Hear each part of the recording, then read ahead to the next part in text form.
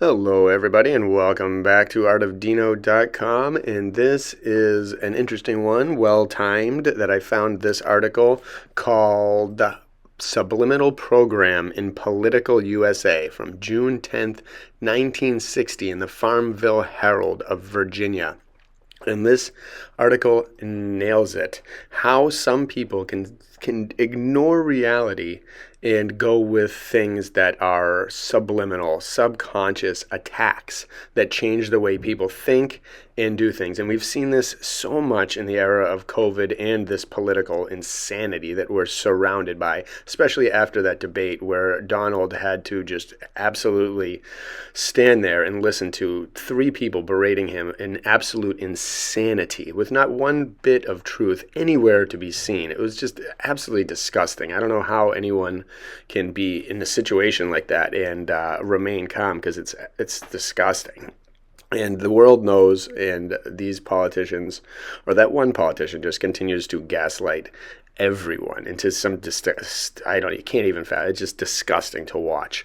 But either way, the reason why why there's still even one person out there who thinks that that person could be a good president has to kind of do with exactly what this article talks about, which is the subliminal programming in political USA. And they've been doing it since well before the 1960s, since TVs were invented, since newspapers were invented. They've been doing it for a very long time. TV helped them step it up many notches because people fall for it. So listen to this from 1960 and think about how relevant this still is, and just imagine how much they've advanced this attack, this programming, disgusting attack. Because now they can subliminally put things everywhere. So listen to this. Again, remember, this is 1960, but the same methods are being used. Here we go. Stock market action, as I pointed out some months ago, appears to be predicting, or as the trade expresses it, discounting a Democratic election next November. It might, however, be more accurate to say the market has dropped back to stronger positions to await developments. In this event, the market might drop further if the trend continues toward the Democrats, or recover if sentiment swerves back to the Republican candidate. Everything else being even, one psychological factor would appear to favor John Kennedy. This is the constant, almost subliminal brainwashing to which the American people are being subjected regarding racial and religious biases. And this is in the 60s.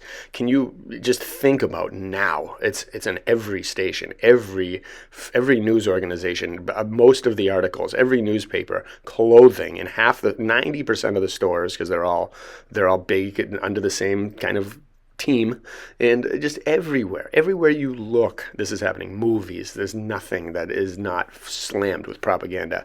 And wait till you see the examples they give. You may not even realize the power of these techniques.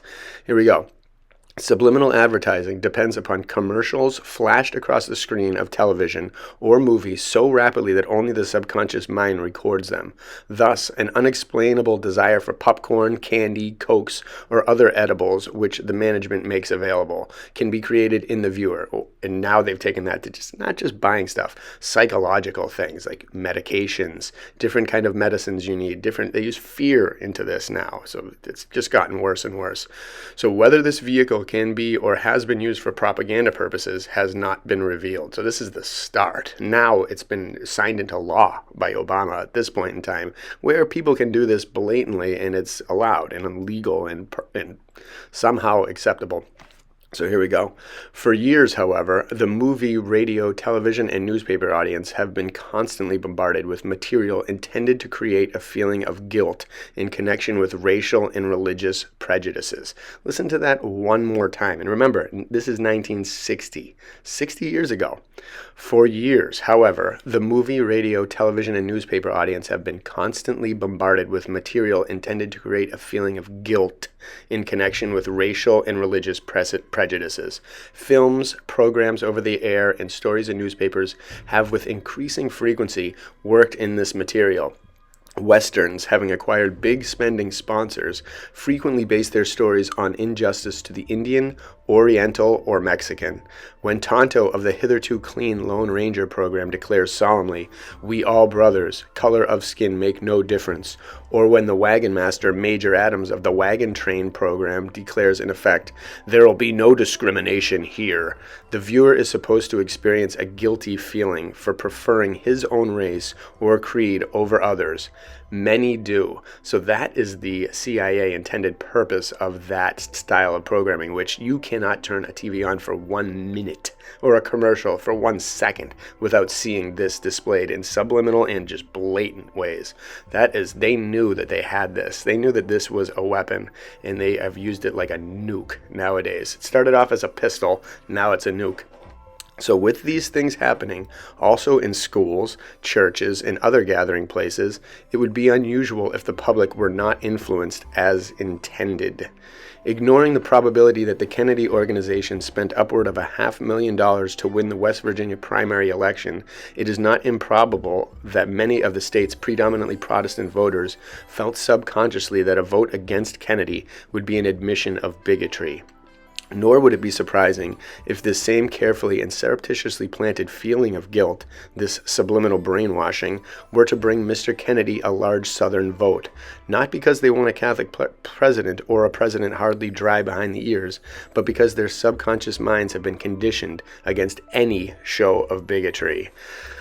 This one is used so much now and was on stage in glaring form last night at that 2024 debate. Here we go. In 1948, I heard a woman emerging from her voting place with a puzzled expression. This is interesting. "I'll never know why I did it. I came here fully intending to vote for Dewey. I went into the booth intending to vote for Dewey. Then I pulled down Truman's lever. I'll never know to my dying day why." That's how brainwashing works, right there.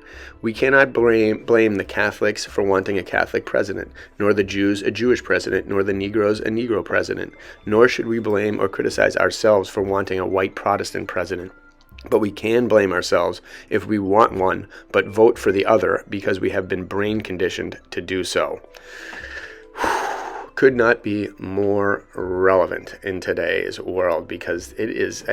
I talk to the people that I talk to. We can't think of one reason to vote for a continuance of the government from the last 4 years. Not one. There's not one logical explanation that positively leads to that proper decision. Yet still, some people are going to do it.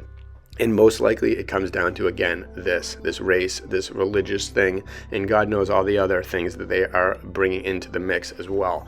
But again, this is the only thing that gives these people a chance, is this kind of programming, because people that are awake and normal and don't fall for this programming know the answer and they know who they're going to vote for. And so there's no reason to even keep going. So I hope you all enjoyed this. Bless you all. We got to save this country and world quick.